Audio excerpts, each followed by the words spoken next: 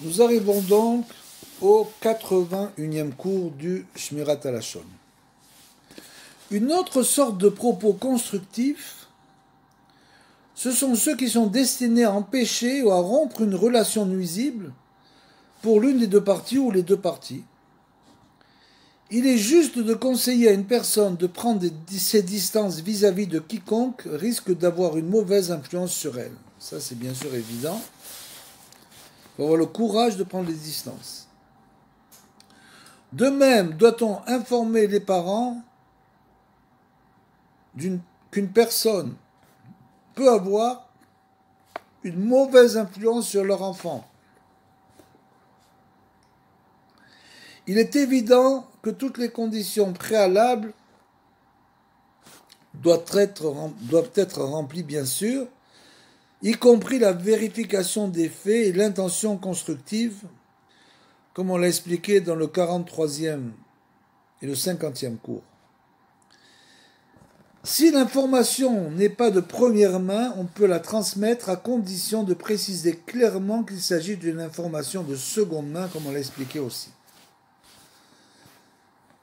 Tout ça, c'est pour prévenir, bien sûr, les gens contre ceux qui peuvent créer des problèmes, contre les enfants qui peuvent entraîner les autres dans une mauvaise voie.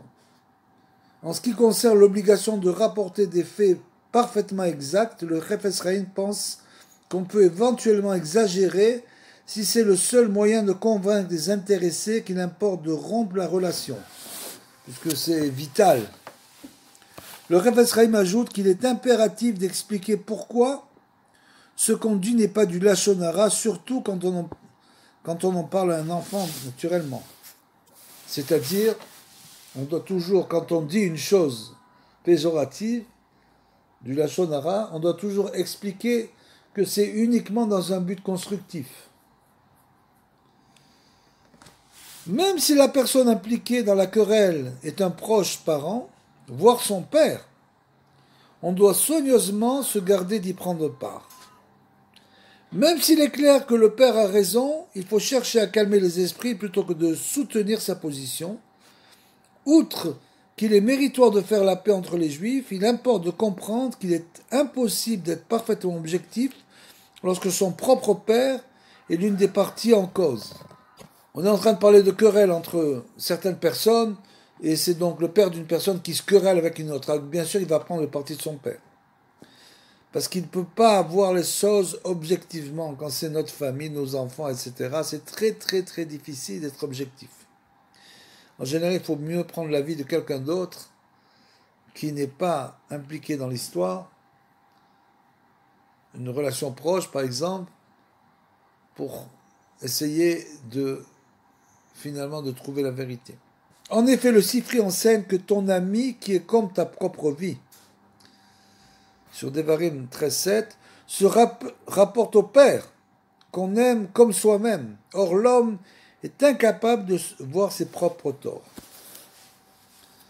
Si le père ordonne à son fils de le soutenir dans la querelle, celui-ci ne doit pas l'écouter, puisque comme nous l'apprend la halacha, le fils a l'obligation d'ignorer les ordres de son père si celui-ci lui dit de transgresser un commandement, même isolé, d'ordre rabbinique.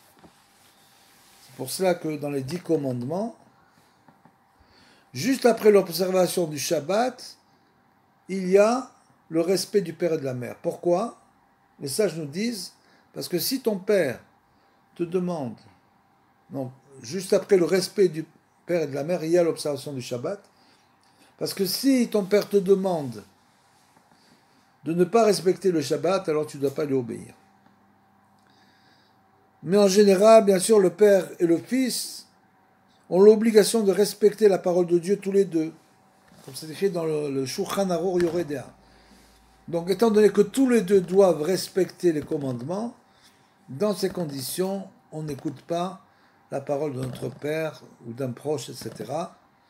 On doit tout d'abord respecter les commandements. Tout le monde est soumis aux commandements. Tout le monde doit écouter la parole de Dieu.